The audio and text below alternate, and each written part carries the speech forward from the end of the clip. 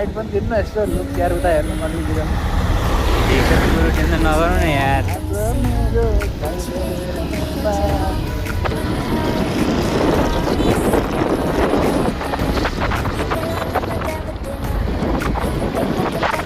अहिले हामी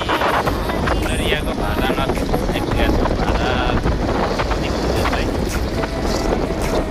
भाडा नदीमा छ त्यो मान्छे मर्नु अहिले नयाँ बनिरहेको पुल हो त्यसै भाडाको अहिलेको नयाँ पुलमा प्रवेश गर्न लागेका छौँ हामी पुरानो पुल जाने बाटो यता थियो भने